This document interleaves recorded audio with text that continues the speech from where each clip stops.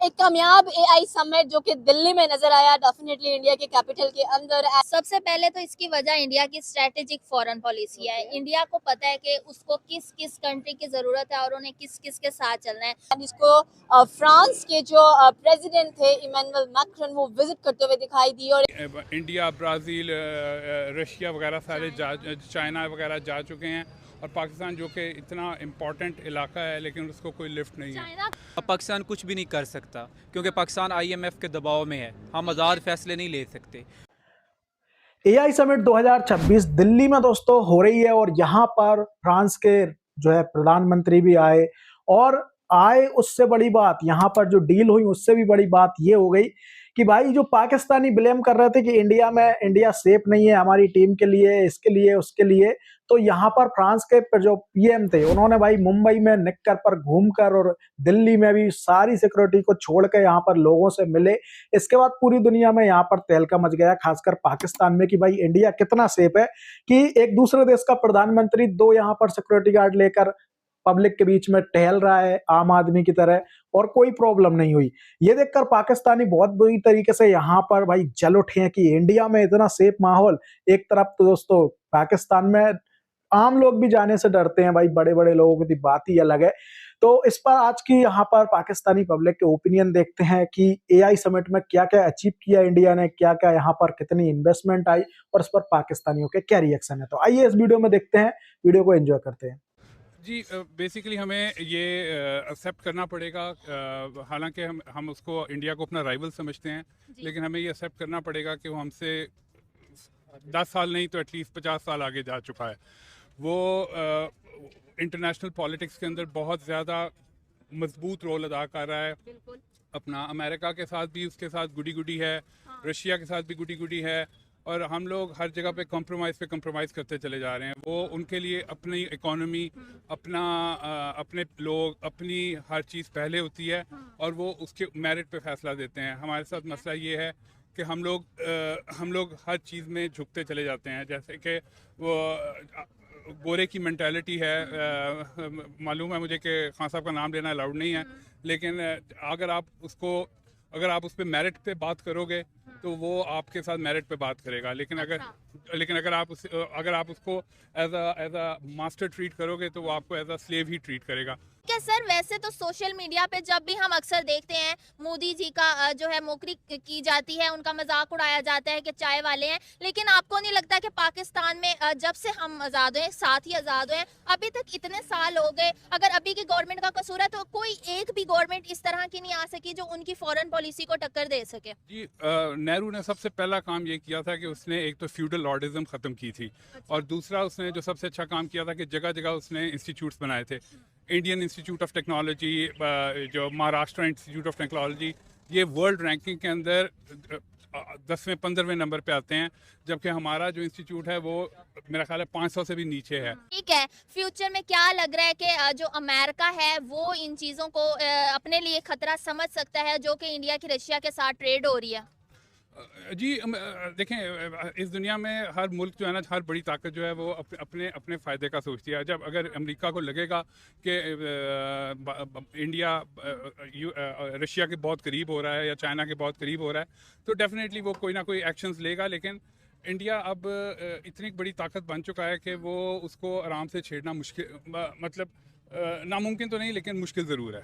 ठीक है सर, आपने पहले भी, आखिरी सवाल करना चाहूंगी, आपने पहले भी इन्वेस्टमेंट की बात की कि एप्पल, आईफोन वगैरह बड़ी बड़ी कंपनियां जो है वो इंडिया का रुख करती हैं। क्या वजह है कि इधर कोई इन्वेस्टमेंट नहीं आती? क्या पता इधर इन्वेस्टमेंट आए तो फिर हम भी थोड़ा सा उस लेवल पे जाने की कोशिश करें।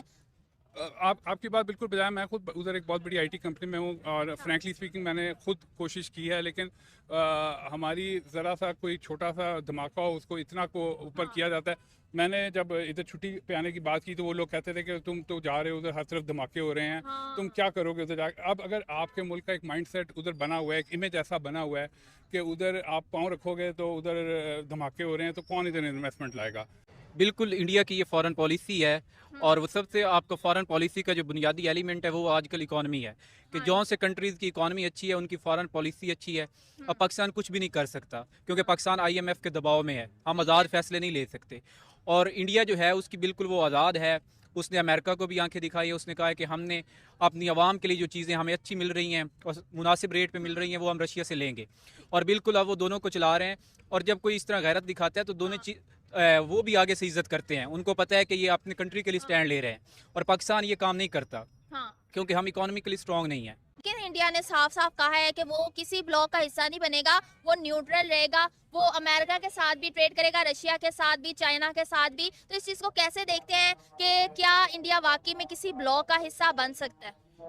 बिल्कुल ऐसी बात है। हर कंट्री को, पाकिस्तान को भी इसी तरह करना चाहिए कि इनकी फॉरेन पॉलिसी इंडिपेंडेंट होनी चाहिए कि जिधर से जो चीज़ पाकिस्तान को फ़ायदा हो रहा है ऑब्वियसली आवाम को फ़ायदा होगा। तो इंडिया ये देख रहा है जो चाइना से चीज़ उसको सही मिल रही है ट्रेड, वो अपने उधर से कर रहा है, अमेरिका के साथ भी कर रहा है और रशिया के साथ, और करना भी सही। ये एक स्ट्रॉन्ग फॉरेन पॉलिसी की अलामत है कि इंडिया इकोनॉमिकली स्ट्रॉन्ग है, वो अपने फैसले खुद ले रहा है और हम वो नहीं कर सकते। बिल्कुल और भी बहुत सारी वजूहत हैं। बिल्कुल इंडिया पे भी कर्जा है, उसकी सबसे एक बड़ी वजह है उनकी जो गवर्नमेंट है वो स्टेबल है। पाकिस्तान में कोई भी आप देख लें गवर्नमेंट है, उसने अपना टेन्योर पूरा नहीं किया। ठीक है। आप पीपल पार्टी देख लें, कोई भी आज तक आपने पूरा नहीं कर सकी टेन्योर।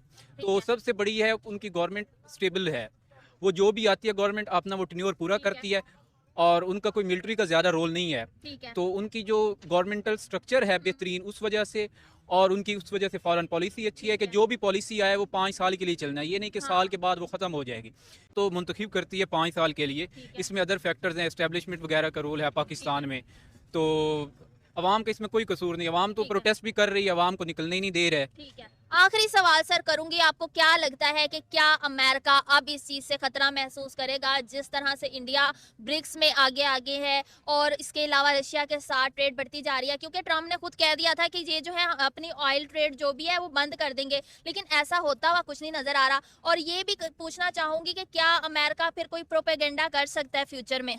नहीं, देखिए अब दुनिया ना मल्टीपोलैरिटी की तरफ चली गई। पहले सिंगल पावर होती थी कि अमेरिका था या पहले रशिया होता था। अब इस वक्त अमेरिका, रशिया, चाइना ये सारे पावर में हैं। तो अमेरिका कोई भी प्रोपेगेंडा नहीं कर सकता, वो कामयाब नहीं आपको होगा। लग रहा है वर्ल्ड नया ऑर्डर बन रहा है? बिल्कुल वर्ल्ड ऑर्डर चेंज हो रहा है कि सबसे पहले तो इसकी वजह इंडिया की स्ट्रेटेजिक फॉरेन पॉलिसी है। इंडिया को पता है कि उसको किस किस कंट्री की जरूरत है और उन्हें किस किस के साथ चलना है।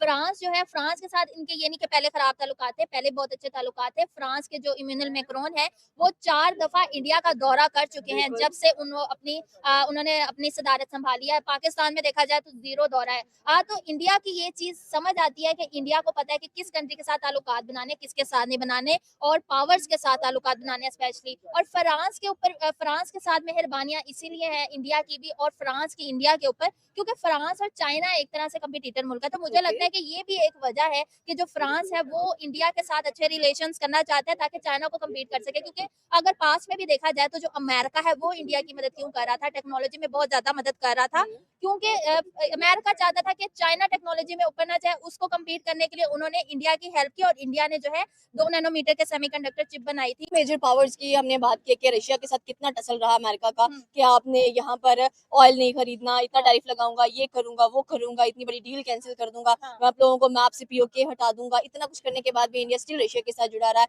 यहाँ पर हमने कहा क्यों इंडिया के राफेल जेट्स गिर गए हैं, अब कौन राफेल्स को खरीदेगा? इंडिया ने खुद ही उसको बड़ी मार्केट बना दिया।